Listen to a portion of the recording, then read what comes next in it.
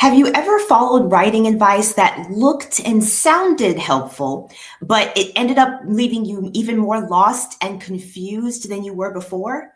I know the feeling. I have definitely been there. In today's video, you'll discover how to determine what type of writing advice is best for you, and you'll learn how to take ownership of your own writing journey. Hey y'all, welcome to today's Live with Lisa. If you're new here, my name is Lisa, and I create videos that help you learn how to write and live God's way. If you want to honor God with both your life and your writing, this is the place for you. Every week, we go live in partnership with Our Given Purpose Ministries, which is an incredible ministry that helps you grow in your walk with God. So make sure you follow them as well. So I was reflecting on my own writing journey not too long ago and just thinking about how for so many years I tried to follow the advice that I saw, whether it was online or in books that I read or podcasts I'd listened to. I saw these writers that I considered successful, writers that I looked up to, and I really tried to do the things that those writers were doing. I tried to implement those habits and tried to follow those same examples because I really wanted to get the results that they had. And I thought that would be helpful for me. How many of you have been there? And how many of you know that there is an abundance of writing advice on the internet today? And so there's so many people out here with so many different opinions, and it can be hard to know which advice to take. And so I know for me, I wanted to share some of the things that I had learned in my own journey and really some mistakes that I made, if I'm honest. And so the first thing I wanted to share is that I thought I would become a better writer by imitating other successful writers. I'm not talking about copying or anything like that, but just really looking at their habits and trying to, imitate what I saw them doing. And, if they got up at this time of day, I might try to get up at that same time and do writing at that same time. If they had a certain outlining method that they used, I might try to imitate that and try to plan my writing that way. And so, for example, I spent many years trying to convince myself that I was a plotter.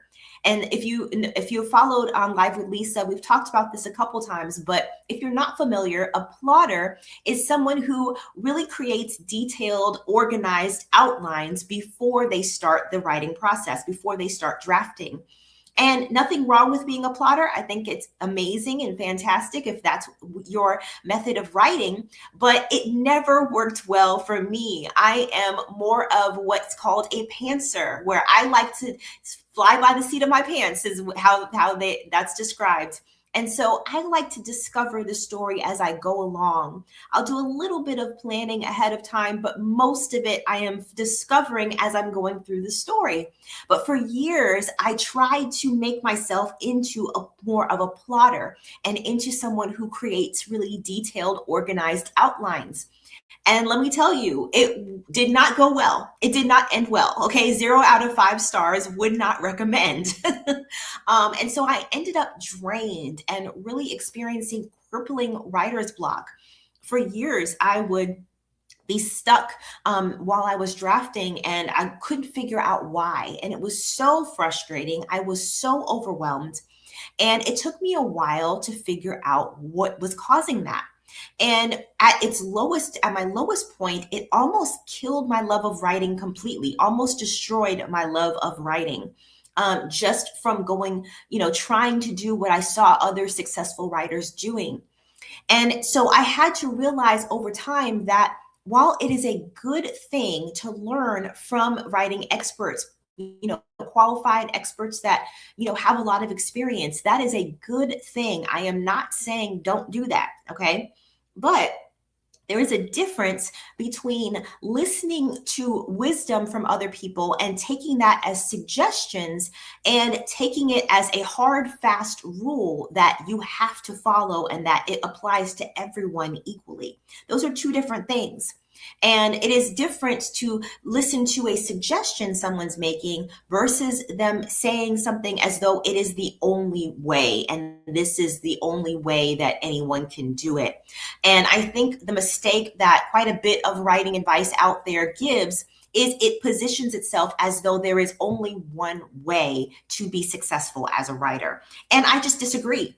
And so I had to come to that realization over time that there is a difference between learning from other writers and trying to imitate exactly what they're doing, the way they're doing it, and not getting the results that you're looking for. The second mistake I made, the second lesson I would say I learned, is trying to adopt habits and strategies that really didn't fit me. These two kind of go hand in hand, right? Trying to imitate what I saw other writers doing, and then trying to adopt those strategies that really didn't work well for me.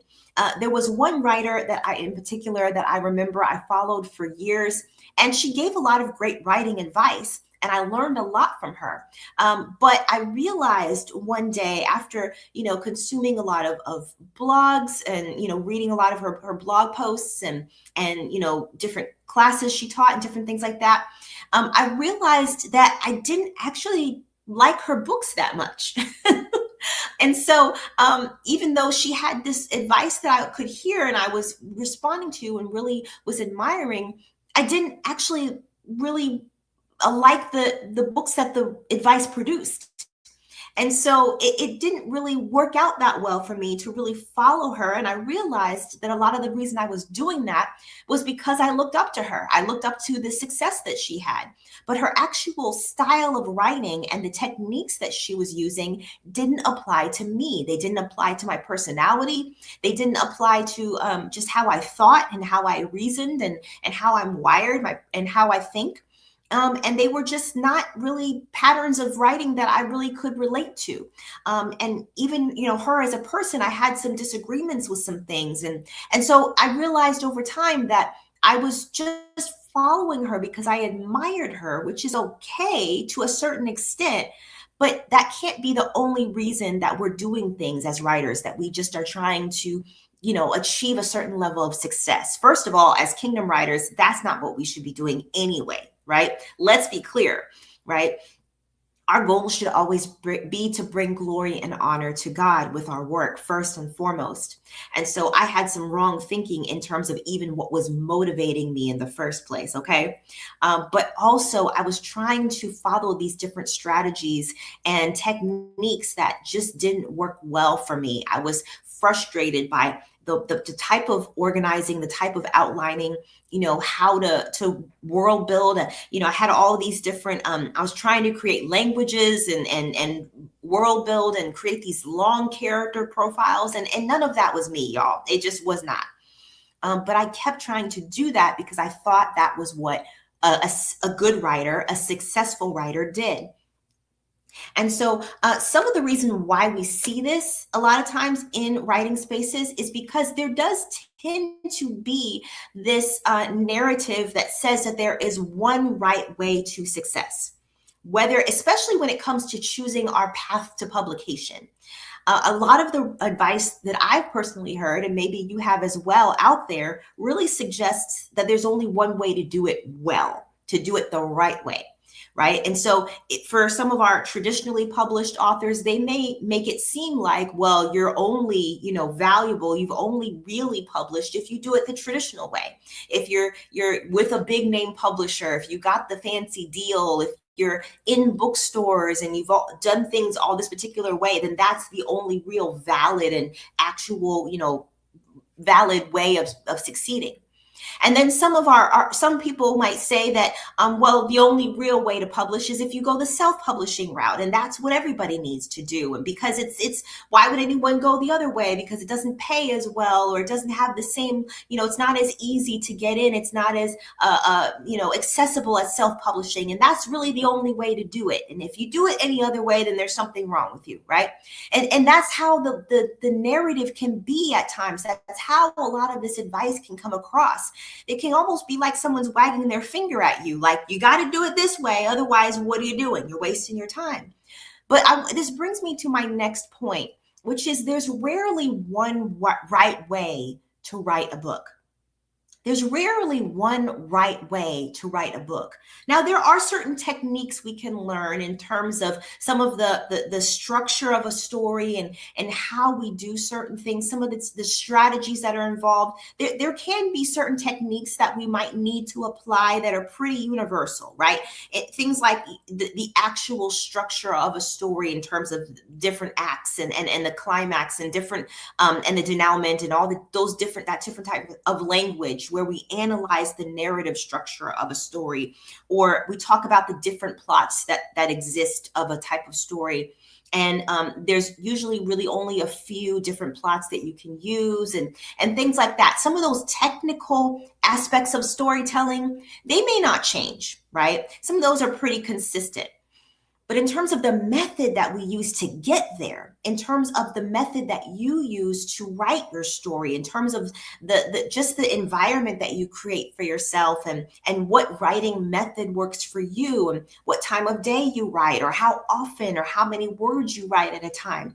There's so much room for variety there. There's so much room for us to really do things that fit us well and just fit the way God made us. And there's a lot of space for us to learn different things that work well for us individually. And so sometimes I want to really encourage you not to get boxed in by the advice that you hear. And so one way that we can avoid doing that is by trying a lot of different methods and strategies and not just getting fixated on one thing and calling one thing the only right way for you. When we do that, we can kind of miss things that might really actually work well for us. Because in my example, I was so fixated on being a plotter, on having this detailed, sophisticated outline, that I wasn't really paying attention to the fact that there are actually pantsers who discover the story as they go, and that would actually be a better method for me. Or that there are people that are kind of a hybrid of both of those methods, a little bit of plotter and pantser. And that works even better for me, right? And so there's different methods that are out there that you don't even realize are effective because you're so fixated on doing it this one way, right? And so we want to be careful about that when we're consuming advice, when we're thinking about the way that we can learn how to build the craft of writing, that we don't become so focused on only doing things a certain way that we miss all of the other methods that might actually be more effective for us. So definitely want to encourage you with that. Let's go into the comments here. All right. Tori says, amen. Woo! Our first responsibility is to God and honoring him. Thank you for shining light on this and your transparency. Well, thank you so much, Tori. And yes, absolutely. When we keep God at the focus of our writing journey, we can really avoid a lot of this stress and avoid a lot of this overwhelm that we experience from listening to what could be good advice for other people, but it may not be the right advice for us, the advice that's most helpful for us. And so it's so important that we pray and ask the Lord through this process, is this someone I'm even supposed to be listening to? Is this someone who I'm supposed to be receiving wisdom from? Is this a place where I should be getting this knowledge?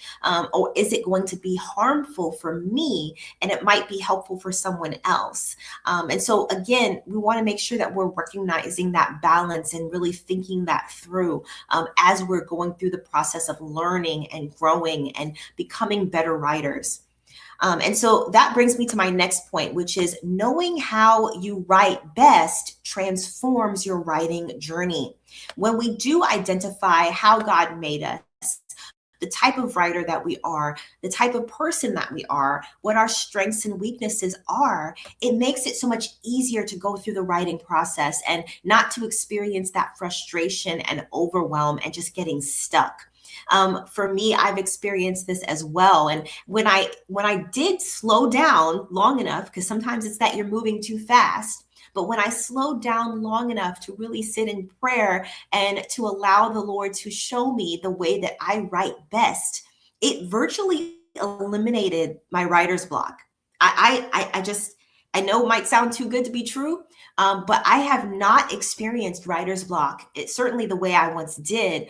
And ever since I started really inviting God intentionally into my writing process and asking Him what was the best method for me to use, and how did I need to approach writing? What was it that worked well for me?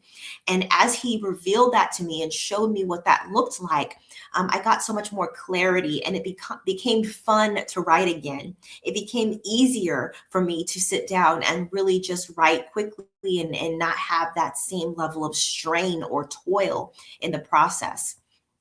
And so I once I want to say also that I experienced almost like this moment of letting go of what I thought the right way was to not only write but also to publish.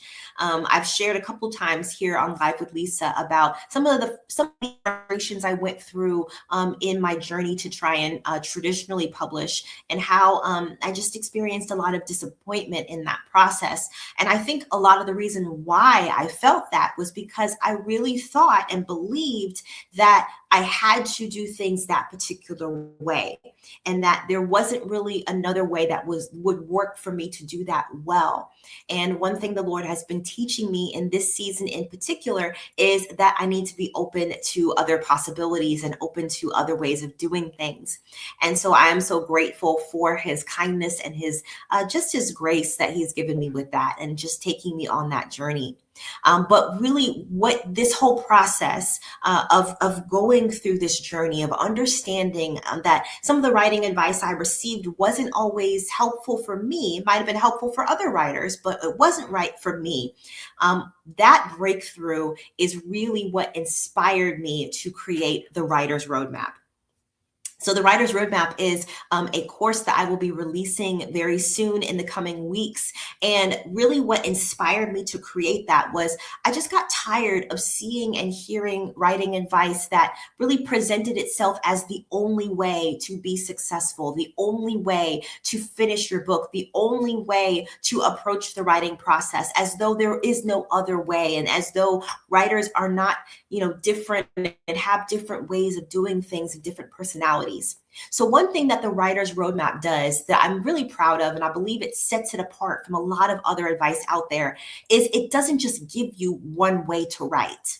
It presents options for you and then helps you discover what is the correct way or the best way that works for you.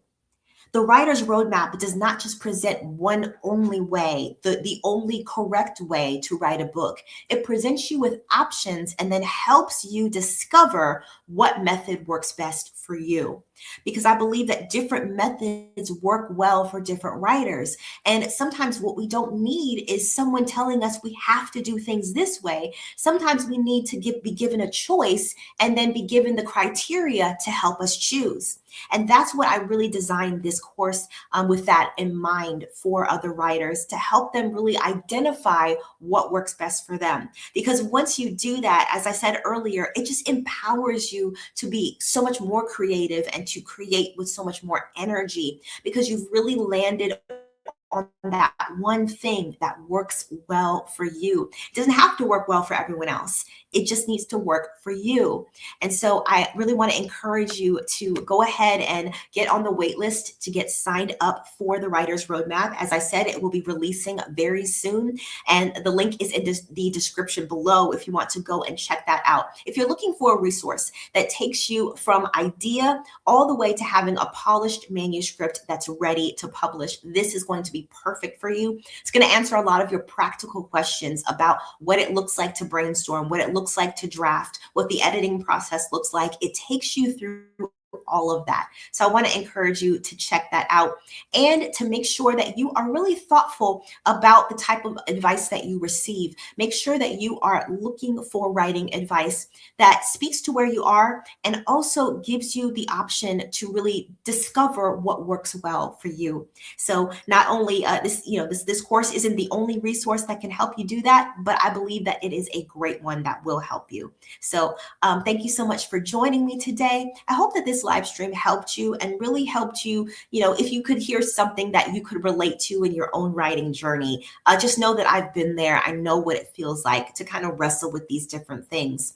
And so again, make sure you're trying different methods and strategies that help you to figure out what does work best for you as a writer. So thank you so much for joining me. I will see you next week in the next Live with Lisa. And until next time, take care, God bless, and happy writing, y'all.